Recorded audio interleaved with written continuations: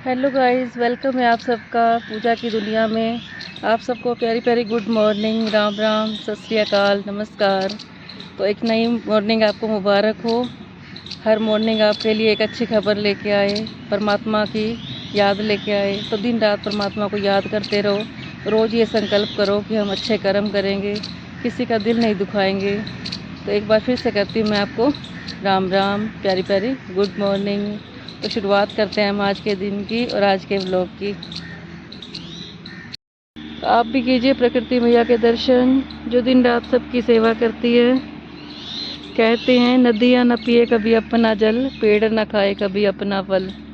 लेकिन एक इंसान ही है जो सिर्फ अपने बारे में सोचता है, सिर्फ अपने पेट का ध्यान रखता है और बाद में दूसरों की सोचता है।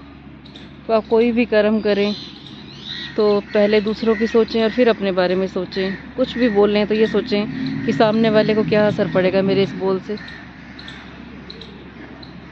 गाइस, आ गई हूँ मैं घर पे और अब मैं करूँगी योगा और साथ में पी रही हूँ मैं गर्म पानी। तो आप भी सुबह ज़रूर पिया कीजिए गर्म पानी, और जब भी पिए तो वज्रासन में बैठ के पिए। वैसे तो कहते हैं उखड़ू बैठ के पीना चाहिए। काफ़ी लोगों को पता होगा कि उखड़ू बैठना किसको कहते हैं। और ना बैठ सको मेरी तरह तो वज्रासन में बैठ सकते हो, क्योंकि मैं बैठ नहीं सकती उखड़ू। जो पतले पतले लोग होते हैं वो तो बैठ जाते हैं, हमारे जैसे मोटे लोग कहाँ बैठ सकते हैं। तो शुरुआत करते हैं हम योगा की। थोड़ा सा लूँगी मैं परमात्मा का नाम। वो तो मैं सारा दिन ही लेती हूँ, जब जब ब्रेक मिले तो मैं परमात्मा का नाम लेना चाहिए, क्योंकि काम धंधे कभी कम ना होंगे। अफसोस ये कि हम ना होंगे। तो जितना हो सके परमात्मा का नाम लें, अच्छे कर्म करें। आज मैं बना रही हूँ सांभर, और सांभर में डालूँगी मैं ये छोटा सा घिया, आधी गाजर और थोड़ा सा पेठा, थोड़े से बीन्स, ये छोटी छोटी बैंगनियाँ, और ये लाई हूँ मैं एक बैंगन। इसका भरता बनाएंगे क्योंकि जतिन का फेवरेट है भरता। अब मैं जतिन की फेवरेट चीज़ें बना रही हूँ। और सांभर तो पलकू भी शौक से खाती है और जतिन भी शौक से खाता है। और ये निकाल रखे मैंने मूली के पत्ते, शायद मूली के परोंठे बनाऊंगी मैं। मूली पड़ी हुई है। और इधर तैयारी कर रखी है मैंने चटनी की। बनाऊंगी मैं हरी धनिया और उसकी चटनी, क्या बोलते हैं उसको, आंवले की चटनी। और ये है एक टिंडा, परसों मैंने सब्जी बनाई थी, एक टिंडा बच गया था तो इसको मैं सांभर में डाल दूंगी। तो इसको भी हम सफल कर देंगे। और ये पड़ा हुआ एक बनाना है, देखो बनाना की हालत कैसे हो गई है। तो कई लोग कहते हैं कि ऐसा बनाना नहीं खाना चाहिए जिसके ऊपर निशान होते हैं, लेकिन इसके ऊपर जो निशान होते हैं इतना हेल्दी हो जाता है ये। जब तक ये निशान नहीं बढ़ते तब तक ये अनहेल्दी होता है, लेकिन जब ये निशान आ जाते हैं तो समझो ये हेल्दी हो जाता है। और ये हमारी कैंसर से भी रक्षा करता है। तो कभी भी ऐसे बनाना हो जाए तो फेंके ना, तो ज़रूर खाएं इसको।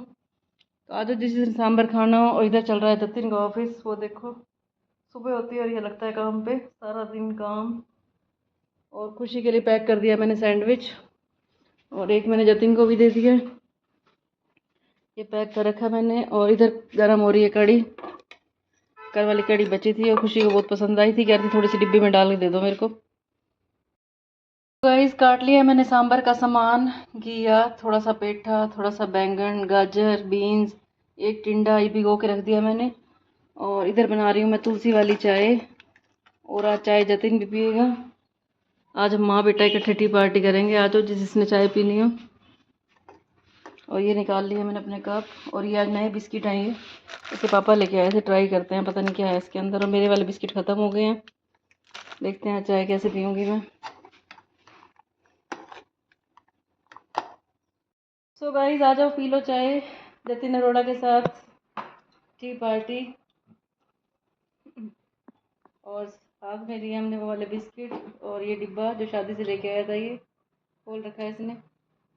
तो आ जाओ आप भी पी लो हमारे साथ चाय। सो गाइस, आज मैं बना रही हूँ सांभर। तेल चढ़ा दिया मैंने कढ़ाई में, और ये उबाल लिया मैंने सारी सब्जियाँ। और इधर बना लिया मैंने टमाटर, हरी मिर्च की प्यूरी। और ये निकाल लिया मैंने सरसों। और अब डालूंगी मैं 1 चम्मच सरसों के, और इसके अंदर डालूंगी मैं टमाटर। तो गाइस, डाल दिया मैंने टमाटर और ऊपर से डाल दिया मैंने नमक और हल्दी। और इधर रख दिया मैंने चावल बनने के लिए। प्लेन राइस बना रही हूँ मैं, सांभर चावल तैयार हो जाएंगे। और यहाँ बना रही हूँ मैं धनिया की और आंवले और हरी मिर्च की चटनी। तो अभी तैयार करके दिखाती हूँ मैं आपको कैसे चटनी तैयार होएगी। सो गाइस, इमली इमली कहती हूँ। सो गाइस, आंवले की चटनी रेडी हो गई है। कितनी टेस्टी भी है और ये चटनी हेल्दी भी होती है। और ये बना दिया मैंने सांभर, और रेडी हो रहे हैं चावल। आज जिसने खाने हो सांभर चावल, और साथ में है आंवले की चटनी। सो गाइस आ गई हूँ मैं एकेडमी में और वो बैठी है खुशी, और मैं इसके लिए स्पेशल बना के लाई थी सांभर चावल, और ऐसी लड़की है, इस लड़की ने टेस्ट भी नहीं किया। मैंने कहा आगे से मैं बनाऊंगी नहीं कुछ भी, बैठी रही हूँ ऐसी ही। हाँ, जैसे ज़्यादा गर्म नहीं रहती मशीन। कितना टेम्परेचर है? और मैं करवा रही हूँ बालों में प्रेसिंग। ये देखो, करवा चौथ से पहले ही करवा चौथ की तैयारियाँ शुरू हो गई हैं। बाद में तो पता नहीं पलकू करेगी या नहीं करेगी। मैं मना करती हूँ, तुम्हें कभी 2 टाइम पे मत किया। तभी स्मेल आ रही है ये इतनी। तुमने उस दिन भी रिपोर्ट ने मेरे को 2 टाइम करके दे दिया था। हाय, जलने की स्मेल आ रही है। सड़ा तो नहीं दिया बाल? नहीं, देखते हैं गाइस, इन्होंने मेरे बाल सड़ा तो नहीं दिए। नहीं सड़ाए। तो करवा चौथ की तैयारियां शुरू हो चुकी हैं। आज प्रेसिंग हो रही है, कल मैंने थ्रेडिंग करवाई थी, फेशियल भी करवा लूँगी कल या आज करवाऊँगी, देखते हैं। तो सारी लेडीज़ अपनी अपनी अपॉइंटमेंट बुक करवा लो जिससे ना करवाई हो।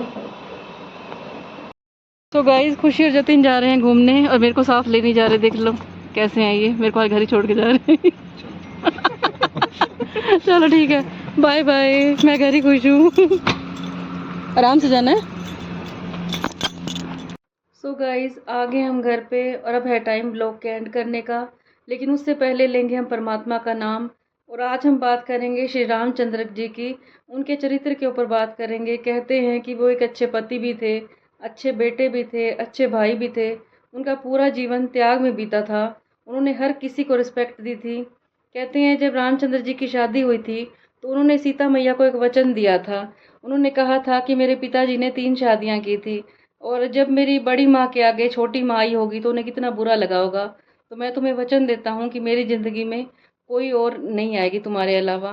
तो उन्होंने ये मर्यादा पुरुषोत्तम वाली बात निभाई थी। कहते हैं तभी से राम जी को मर्यादा पुरुषोत्तम कहने लगे। और फिर रामचंद्र जी जब वहाँ पे वन में गए थे तो लक्ष्मण जी भी उनके साथ गए थे। और आगे भरत जी का त्याग देखो कि उनके होते हुए उन्होंने उस गद्दी पे पैर भी नहीं रखा बिल्कुल भी।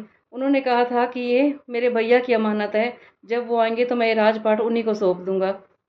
लेकिन आजकल के भाई क्या है, वो तो थोड़ी थोड़ी प्रॉपर्टी के पीछे अपना लड़ मरते हैं, बिल्कुल सारा प्यार अपना ख़त्म कर देते हैं। और कहते हैं कि दशरथ जी ने अपने आप को आईने में एक बार देखा था और उनको सिर में एक सफ़ेद बाल दिखा था, और उसी टाइम उन्होंने फैसला ले लिया था कि अब मैं ये सारा अपना जो राजपाट है वो राम जी को दे दूंगा, क्योंकि राम जी उनके बड़े बेटे थे।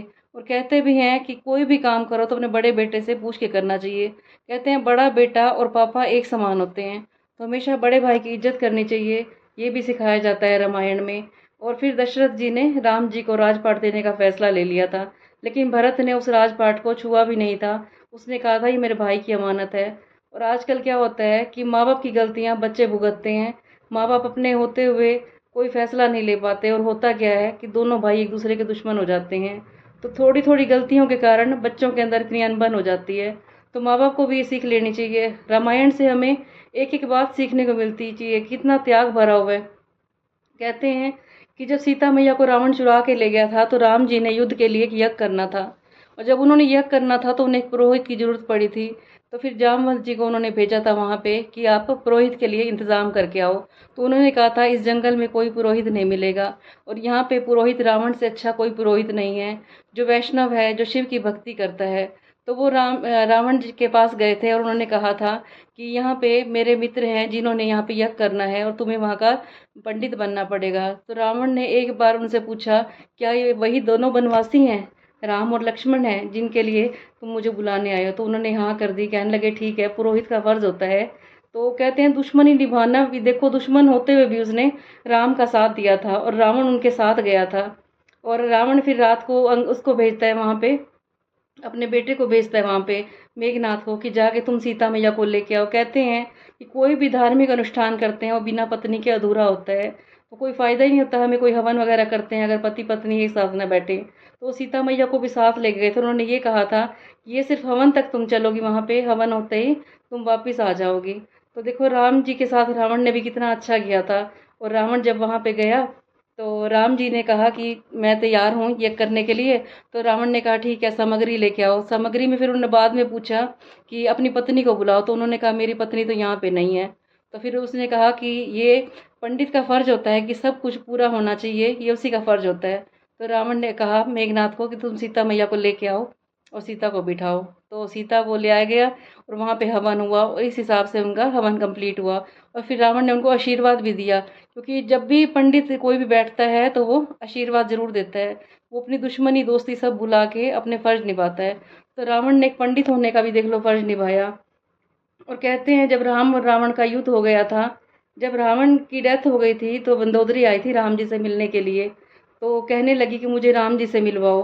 तो उन्होंने कहा कि आपका जो पति था वो बहुत ज्ञानी था, बहुत विद्वान था। तो उसने कहा कि एक तुम हो जो मेरी परछाई पड़ते ही खड़े हो गए हो, तुमने पराई स्त्री की परछाई भी नहीं लगने दी। और एक मेरा पति था, अपनी इतनी सुंदर स्त्री होते हुए भी उसने सीता के ऊपर नज़र डाली और सीता का हरण कर लिया उसने। कहते हैं कि पराई स्त्री पे जो नज़र डालता है तो उसका हाल रावण की तरह होता है, कैसे रावण के सारे कुल का नाश हो गया था। तो कहते हैं जब रावण के पास सब कुछ था लेकिन फिर भी उसको प्राप्त नहीं था, उसका लालच था, उसने अपने मन पे काबू नहीं किया और उसके कुल का नाश हो गया। और एक राम जी थे, वन में भी वो खुश रहे। कहते हैं राम वन गए थे तो राम बन गए थे। अगर राम वन में ना जाते तो वो खाली युवराज रहते, लेकिन राम जैसे ही वन में गए तो वो मर्यादा पुरुषोत्तम राम बन गए, वो प्रभु श्री राम बन गए।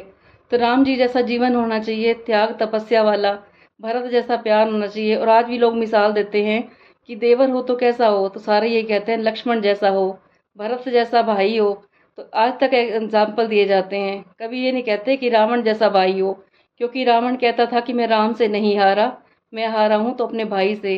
राम को वो कहने लगे कि राम मैं तुमसे नहीं हारा, मैं हारा हूँ तो सिर्फ अपने भाई से। कहते हैं जिसके साथ अपनों का प्यार होता है वहाँ पे कोई मुसीबत नहीं आ सकती। तो रामायण से हमें ये शिक्षा लेनी चाहिए कि जितना हो सके घर में प्यार बना के रखें, जो हमारे पास है हम उसमें संतुष्ट रहें, नहीं तो महाभारत वाला हाल होता है। कहते हैं जब अपना भी हक छोड़ने को तैयार हो जाता है भाई, तो वहाँ पे रामायण की रचना होती है। और जहाँ पर अपना हक ना हो और दूसरे का हक मारने की बात हो जाए तो वहाँ पे महाभारत हो जाती है। और महाभारत में क्या हुआ था, दुर्योधन के पूरे कुल का नाश हो गया था। और धृतराष्ट्र का अंधा प्यार जो था उसका सब कुछ नष्ट कर देता है। अगर धृतराष्ट्र ने उसको अच्छी शिक्षा दी होती दुर्योधन को, तो आज उसके कुल का नाश ना होता। तो जितना हो सके हमें सबका भला करना चाहिए। और बेल बजी है, शायद बाहर कोई आया, पहले मैं वो देखती हूँ फिर ब्लॉग का एंड करूँगी। सो गाइस, तो हम राम जी के चरित्र पे बात कर रहे थे। तो बात ये भी है कि जब जब धरती पे भगवान आए तो उसे सिर्फ किसी किसी ने पहचाना। जैसे राम जी आए थे तो लोगों ने उनको इंसान ही माना था, किसी को नहीं पता था कि वो भगवान है। जिसने पहचाना था उसने अपना जन्म सफल कर लिया था। ऐसे ही कृष्ण जी आए थे, दुर्योधन ने उनको ग्वाला कहा था, बात बात पे वो कहता था वो ग्वाला वो ग्वाला। तो जिसने पहचाना उसने अपना जीवन सफल बना लिया। अर्जुन ने उनको शुरू से ही प्रभु के रूप में जाना था और अर्जुन ने अपना कल्याण कर लिया। और अर्जुन ने मांगा था तो सिर्फ कृष्ण का साथ मांगा था। ऐसे ही जब गुरु नानक जी आए थे तो उनको भी किसी ने नहीं पहचाना था, उनकी बहन को पता था सिर्फ, जो नानकी थी, नानक जी की सिस्टर थी, जो वो कहती थी कि गुरु नानक जी भगवान के रूप हैं। तो जब जब धरती पे भगवान आए हैं किसी ने नहीं पहचाना है। वैसे तो हमें हर किसी के अंदर भगवान देखना चाहिए, हर रिश्ते के अंदर परमात्मा की नज़र जानी चाहिए। जब भी हमारे सामने कोई आए तो समझो मेरे आगे भगवान खड़ा है। अगर हम ये सोचेंगे तो हमारे अंदर वैर भावना नहीं आएगी, हम किसी के अवगुण नहीं देखेंगे, सबके अंदर गुण देखेंगे और उनके ऊपर सब कुछ निछावर कर देंगे। अगर हम भगवान का रूप देखेंगे तभी ये भावना आएगी, नहीं तो हम दुश्मनी ही मोल करते रहेंगे।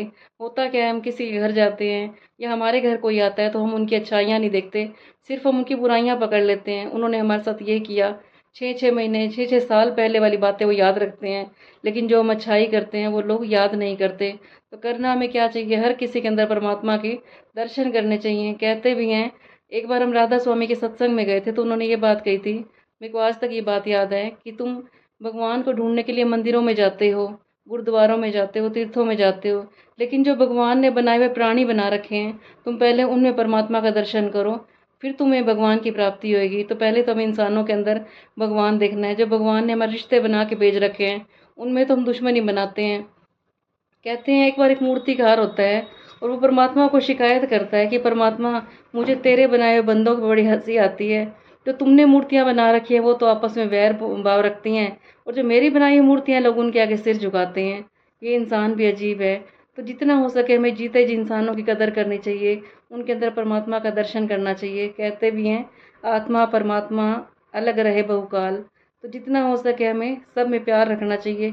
और कुछ पता नहीं है, जो आज हमारे भाई बहन हैं वो पिछले जन्म में क्या थे और आगे वो हमारे क्या बनेंगे, जितने रिश्ते नाते हैं सब लौट के हमारा हिसाब किताब करने के लिए आते हैं। और जो भी धरती पे आता है वो अपना हिसाब किताब क्लियर करने आता है।